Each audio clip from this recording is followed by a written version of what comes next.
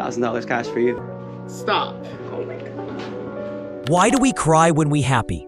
A story about silence, love, and the tears we never expected to shed. I didn't cry when they left me. I didn't cry when the messages stopped. I didn't cry when the silence came. I still went to work, answered emails, smiled when I had to. No one noticed anything.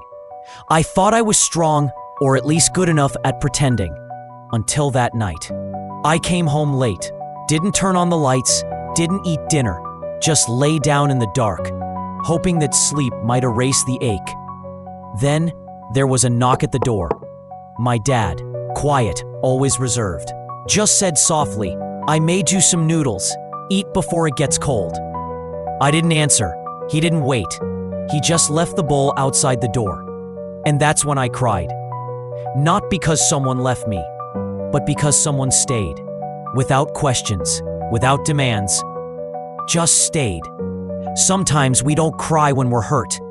We cry when we're finally loved. Gently, quietly, when we didn't expect it anymore. I used to think I was fine, that I had gotten used to disappointment, used to unanswered messages, used to people walking away without warning. So used to it that when it happened again, I barely reacted. I kept going. I worked. I smiled. Everything looked normal. I thought that was strength, that I had moved on, that I had built resilience. But what I'd really gotten used to was silence. I had gotten used to no one really asking if I was okay, used to being overlooked, to never being given a safe space to say, "I'm not." Over time, I stopped expecting anyone to notice, stopped expecting anyone to stay, stopped expecting softness.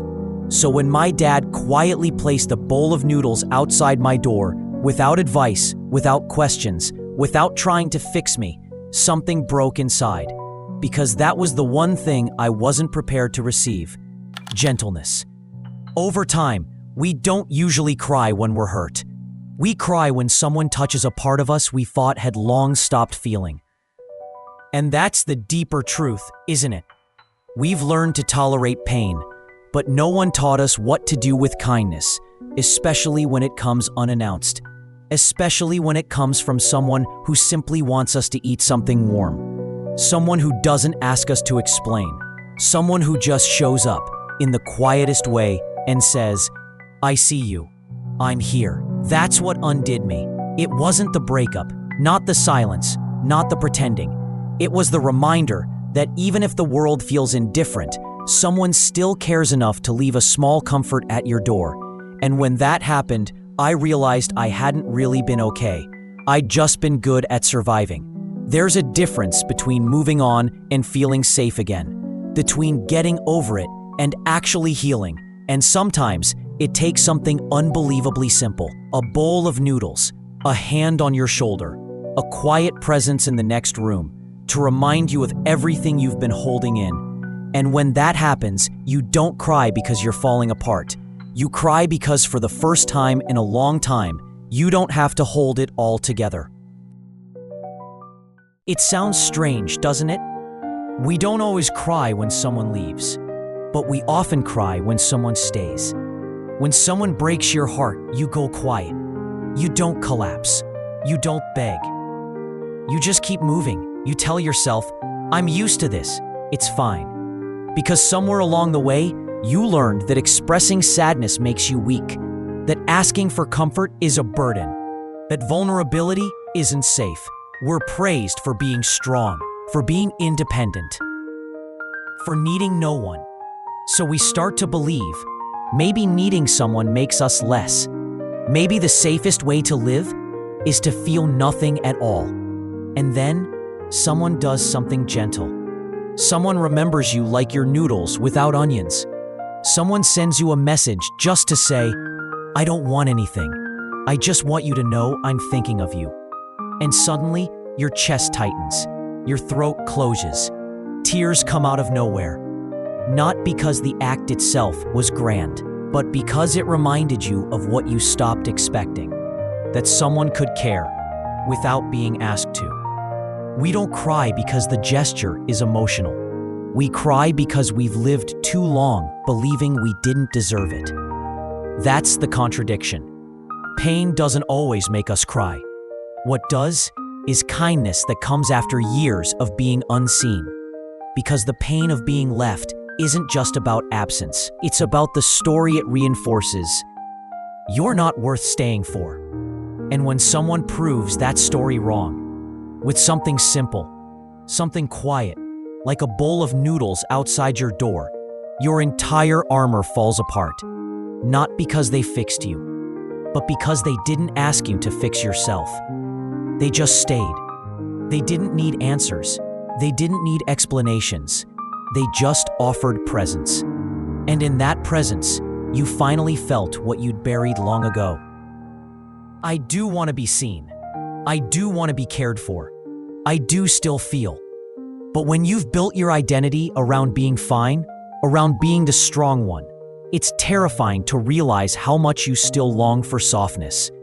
And so we cry, not from pain, but from being met, from being known, from someone showing up in a way we no longer dared to hope for. We don't cry because we're weak. We cry because we were strong for too long. Crying is strange, isn't it? Tears don't help us survive. They don't fix problems. They don't make us faster, stronger, or more productive. And yet, they come, uninvited, uncontrolled. Like the body has its own language when words no longer work. Science tells us there are 3 kinds of tears. The first are basal tears. They keep our eyes from drying out. The second are reflex tears. They protect us when we chop onions or get dust in our eyes. But the third type, the rarest, the rawest, are emotional tears. These tears carry stress hormones like cortisol. They also release oxytocin, the chemical of bonding and empathy. They are the body's way of saying, this feeling is too much to hold inside. So when you cry because someone did something kind, a gesture so small yet so unexpected, you're not overreacting. You're overflowing. But psychologists call this dimorphous expression. When we express a positive emotion with what looks like a negative response. Laughing when overwhelmed. Crying when we feel deep joy or love. It's the body's way of restoring balance. Think of it like a thunderstorm after weeks of drought. The sky doesn't cry because it's sad. It rains because it can't hold it in anymore. We're the same. When we've been strong for too long, when we've buried every ache, every need, when we've gotten too good at pretending. The moment someone meets us with gentleness, we break. Not from pain, but from finally feeling safe enough to let go. Tears in that moment aren't weakness.